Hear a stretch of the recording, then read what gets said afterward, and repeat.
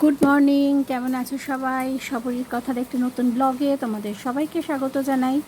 আর বাইরে প্রচণ্ড বৃষ্টি পড়ছে, মুষলধারে বৃষ্টি পড়ছে। আর আমার ঘরে জানলা অনেক। আমার বরের একটাই স্বপ্ন ছিল যে যে বাড়িটা বানাবো প্রচুর প্রচুর জানলা থাকবে। কিন্তু সমস্যা যেটা হচ্ছে, নেট দিতে হয় বিড়ালদের জন্য, তাও এখন ওরা একটু বড় হয়ে গেছে, নেট ভাবছি খুলে ফেলবো, অর্ধেক খোলাও হয়ে গেছে। কিন্তু ভীষণ মশা, বাগানের পাশে বাড়ি না, খুব মশা। আর দেখো আমার বাড়ির নিম গাছ বেয়ে বেয়ে বেয়ে জল পড়ছে, কি ভালো লাগে। সকালটা মনটাই ভালো হয়ে যায়। এই দেখো ঘটু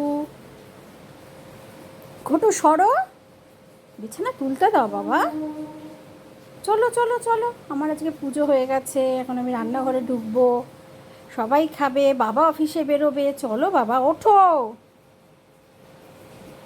অনেকে আমাকে কমেন্ট করেছো যে কুকুরকে বিছানায় তুলো না, তবে যারা ভালোবাসে ওদেরকে তাদের সংখ্যাটাই বেশি। একজন বলেছে যে কুকুর বিছানায় তুলো না, কুকুর বিড়াল দেখলে নাকি আমার ভিডিও তার দেখতে ইচ্ছা করে না। তো একটাই কথা বলবো, যাদের দেখতে ভালো, যার একজনই বলেছে, যার দেখতে ভালো লাগে না সে দেখো না, ঠিক আছে?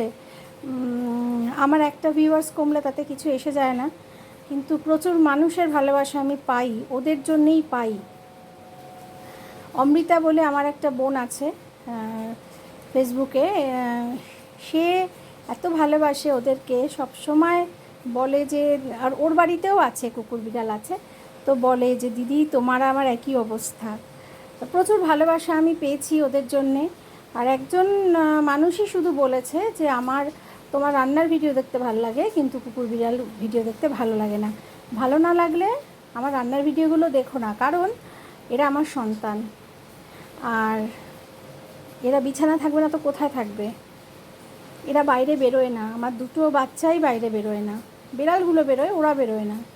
আর বাইরেও অনেক বাচ্চা কাচ্চা আমার আছে, তাদের আমি খেতে দিই, কিন্তু যেহেতু ও ঘরে থাকে, ও আর পুচুন, তার জন্যে কোথায় থাকবে?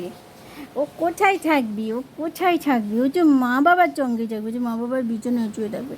বাবা ওঠো ওঠো ওঠো, বিছানাটা তুলে দি তারপর শোবে, ওঠো বাবা। একটা জিনিস দেখাই, এই দেখো আমার টি টেবিলের ওপরে একটা বিছানা করে দিয়েছি, সেখানে পরি শুয়ে আছে, আর পরির ওপরে এই দেখো পুটু, ওর ছেলে। এভাবেই পরি ওকে সহ্য করে, কারণ মিনি দুটো বাচ্চা দিয়েছে কিটিবিটি, ওই জন্য মিনির কাছে ঘেঁচতে পারছে না, ওই বাবার গায়ের ওপরে শুয়ে আছে। কীভাবে শুয়ে থাকে দেখো, এইভাবে শুয়ে থাকে। পরি ওকে ঘাড়ে নিয়ে শুয়ে থাকে, পিঠে নিয়ে শুয়ে থাকে, যেরকম আমাদের ছোটোবেলায় সে বাবারা ঘোড়া চড়াতো না, ওই রকম বাবার পিঠের ওপর উঠে ঘোড়া খেলতো বাবা আমাকে নিয়ে। ঘোড়া চড়তো অনেকেই আছে, তারা কিন্তু সেই ছোটোবেলাটা মনে করতে পারো। এই দেখো ওদের মধ্যেও কত ভালোবাসা। ওর ছেলে ওর গায়ে শুয়ে আছে, এভাবে পরি শুয়ে আছে। আর এই যে এই বৃষ্টি বাদলেই একটু ঘরের সব দেখা যায়। এই যে এটা হচ্ছে আমার ভিঙ্কি, ওই যে ওপাশ ফিরে শুয়ে আছে গোলে, একটু আগে এরা যুদ্ধ করছিল। আর পুচুনকে তোমাদের দেখাই, পুচুনকে তো একদম তোলা যাচ্ছে না, কষ্ট বাচ্চাগুলোর কষ্ট গো। না বমিও করেছে, কেন করেছে দেখি আবার, বমি করেছে, পরিষ্কার করে দিতে হবে। এই যে পুচুন বসে আছে, এই যে পুচুন, তবে অনেকেই দেখতে চেয়েছে দিদি পুচুন কোথায়। পুচুন ওপরে থাকে, কিন্তু বৃষ্টিতে সবসময় রাত্রিবেলা দুপুরবেলা গরমে সবসময় ঘরে থাকে, একটা ঘর পুরো ওর জন্য আমরা ছেড়ে দিয়েছি। এই যে থাকে, এই যে পুচুন। গোলু, বাইরে কি বৃষ্টি পড়ছে? আচ্ছা বৃষ্টি পড়ছে, যেতে পারবি না বাইরে? যাবি না? সব থেকে বেশি টকেটিভ আমার বাড়ির গোলে। খেয়েছিস? একটু খাবি? গোলু, বাইরে বৃষ্টি, চ বাড়ি যাবি? ভিজবি না? চ আমি আর তুই ভিজি। গোলে, হ্যাঁ গোলে,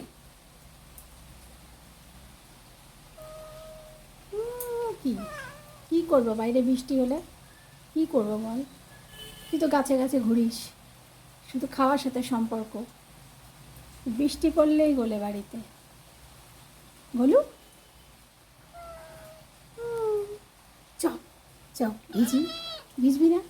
এই চ ভিজি না, চ ভিজি, চ ভিজি। আচ্ছা ভিজবি না, আচ্ছা। তুমি ভালো, তুমি ভালো, তুমি রাগ করছো? আচ্ছা ঠিক আছে, চ ভিজবে। আচ্ছা ঠিক আছে, আচ্ছা। গোলে, এই গোলে, চ ভিজি। আজকে মঙ্গলবার, আর আজকে মোস্ট প্রবলি 8 তারিখ।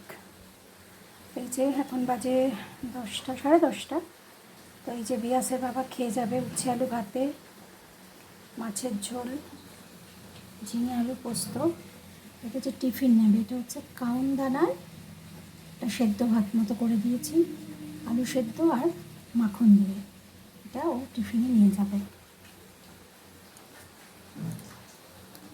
বাইরে মুষলধারে বৃষ্টি, তো জিমের জন্য রেডি হয়ে গেছিলাম, বাট জিম যেতে পারলাম না। এখন বাজে 12:30। আমার রান্না, পুজো, স্নান। আমি নিয়ম করে যে কোনো একটা এক্সট্রা কাজ করি, মানে ধরো একটা তাক পরিষ্কার করলাম, প্রতিদিনই কিছু না কিছু একটা এক্সট্রা কাজ ঘরে করি।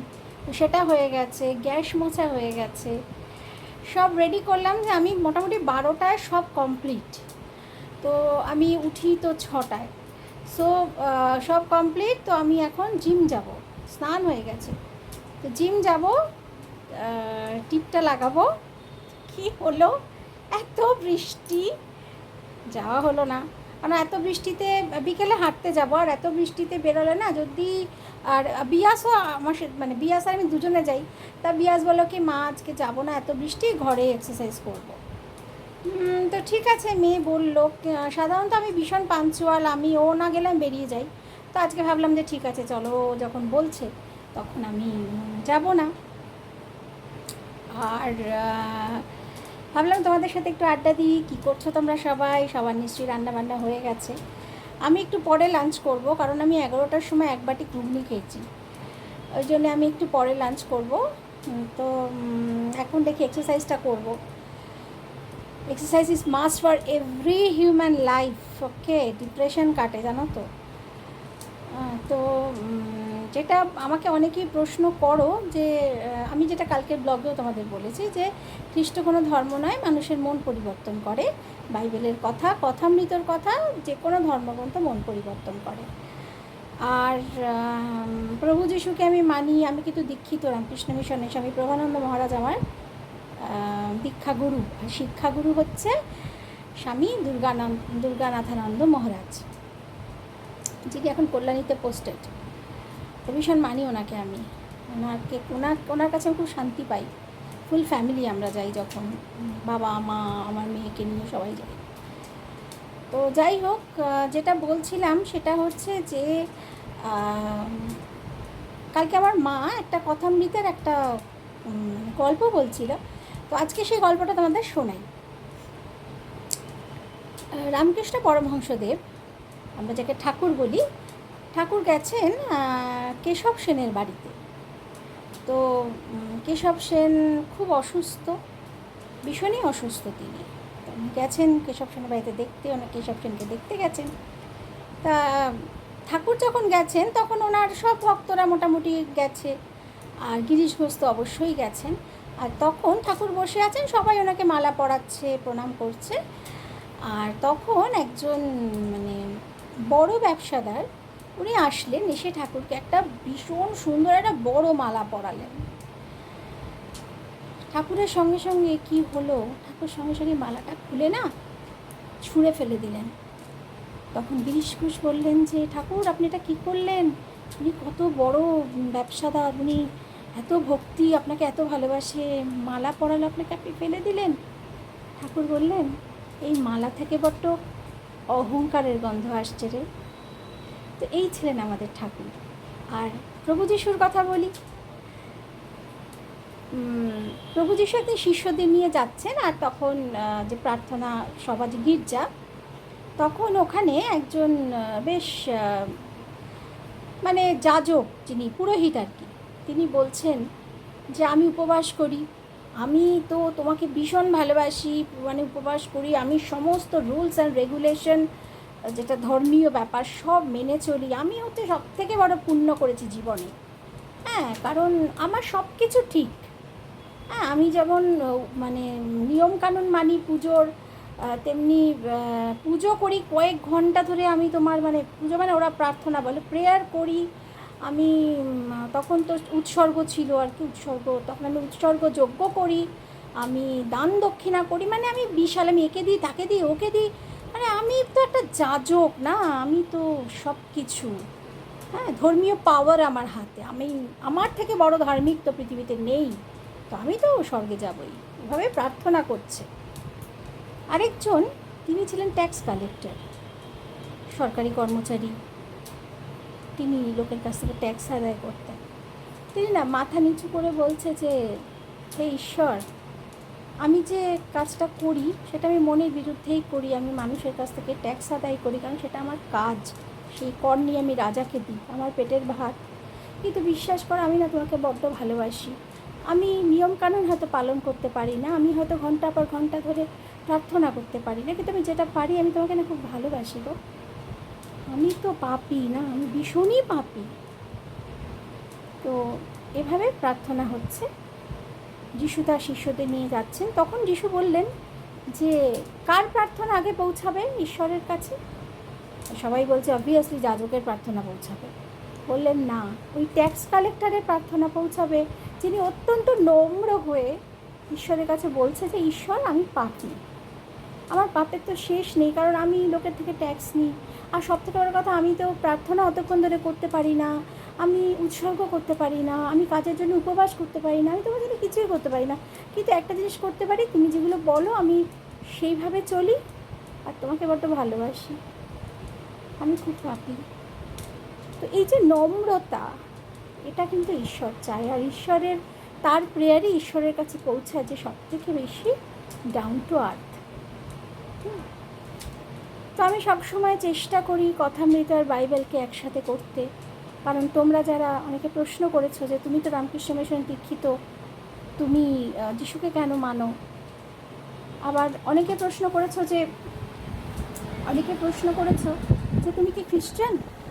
তো আমি তখন বলেছি, দাঁড়াও, দেখেছো কথা বলতে দেবে না, আই পাজি, ওর খালি পালাবার ধান্দা, ও পালালে আর বেরোতে, যদি না ঢুকতে পারে, যেতে পারে, আসতে পারে না, একটু বড় হলে ওকে ছাড়বো। তো অনেকে জিজ্ঞেস করেছো দিদি তুমি কি খ্রিস্টান? তো আমি হিন্দু, আমি এই রামকৃষ্ণ মিশনের দীক্ষিত, মা ঠাকুরের দীক্ষিত, আমি অবশ্যই হিন্দু। হ্যাঁ, আমি খ্রিস্টান নই, আমার ফ্যামিলিও খ্রিস্টান নয়, আমি রেগুলার পুজো করি, রিচুয়াল যেগুলো আছে সমস্ত মেনে চলি, আমি হিন্দু। কিন্তু সত্যি কথা বলবো, আমি যিশুকে প্রচণ্ড ভালোবাসি, আর মন থেকে যদি বলো, আমি কোনো ধর্মে বিশ্বাস করি না, আমি ধর্মীয় উপদেশকে বিশ্বাস করি, আমি সৎপথে চলাকে বিশ্বাস করি, আমি প্রভু যিশুকে অসম্ভব ভালোবাসি, কারণ বাইবেল আমাকে টাচ করেছে, বাইবেল পড়ার পর আমি প্রচুর চেঞ্জ হয়েছি, আমার জীবনে অনেক কাজ করেছেন প্রভু যিশু। যখন আমি মা ঠাকুরকে জানতাম না অতটা, আমি একেবারেই জানতাম না অ্যাবাউট কথামৃত, কিন্তু প্রথম আমি জেনেছি বাইবেলকে, প্রথম আমি জেনেছি যিশুকে। একটা সময় এমন গেছে যে আমি প্রচুর উপোস করতাম আর অনেক পুজো করতাম, কিন্তু না আমার মনের ভেতর অনেক জটিলতা ছিল।